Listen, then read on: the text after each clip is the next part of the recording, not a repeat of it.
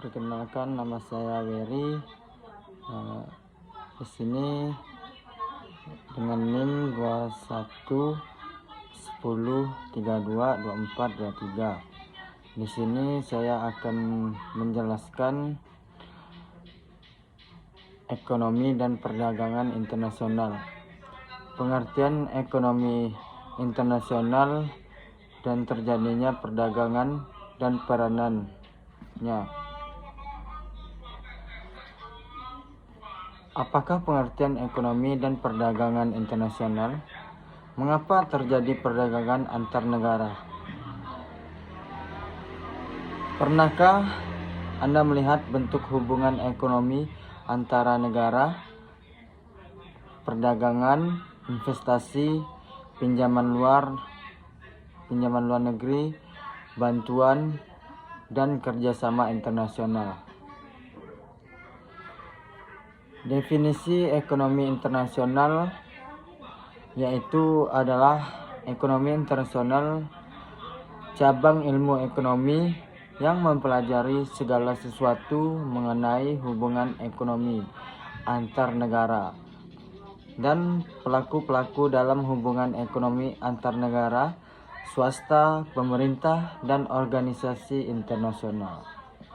Bentuk hubungan ekonomi terdiri dari 3 hubungan yang berbeda, yaitu berupa pertukaran hasil atau output antara negara satu dengan negara lain.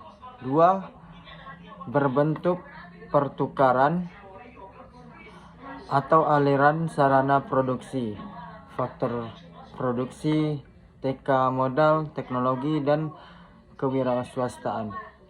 3. Konsekuensi terhadap posisi utang piutang atau hub kredit, seperti halnya dalam hubungan ekonomi antar individu. Aspek penting yang dipelajari dalam ekonomi internasional yaitu ada aspek mikro dan aspek makro. Aspek mikro membahas mengenai teori murni perdagangan atau the pure theory of trade, membahas dasar terjadinya perdagangan dan keuntungan dari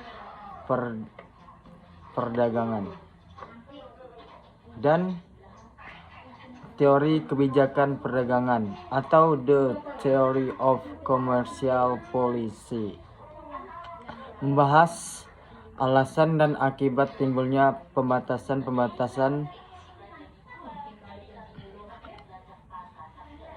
arus bebas perdagangan. Jadi, aspek mikro mempelajari hubungan ekonomi yang terkait dengan ekspor impor atau jual beli antar negara.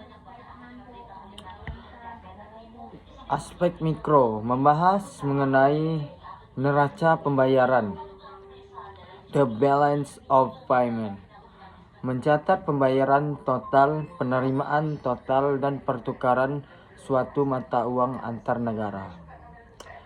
Penyesuaian neraca pembayaran, adjustment in the balance of payment, mekanisme penyesuaian terhadap ketidakseimbangan neraca pembayaran dalam sistem moneter yang berbeda. Pengaruh ekspor impor terhadap kesempatan kerja dan pendapatan nasional. 3. Penyebab suatu negara berdagang dengan negara lain. Yang pertama yaitu harga ditentukan oleh biaya produksi. Seseorang beli murah kemudian dijual ke negara lain dengan harga tinggi. 2. Pendapatan. Suatu negara mendapatkan nasionalnya tinggi, menyebabkan impor tinggi, sedang sebagai bagi negara pengekspor pendapatan nasional akan naik. 3. Yaitu selera. Seorang yang berselera pada produk lain akan cenderung membeli produk lain. Jadi, penyebab timbulnya perdagangan internasional, faktor-faktor yang mempengaruhi penawaran atau supply dan permintaan atau demand barang dan jasa. Sekian dari saya. Kalau ada kata yang mohon berkenan di hati, saya mohon maaf. Terima kasih.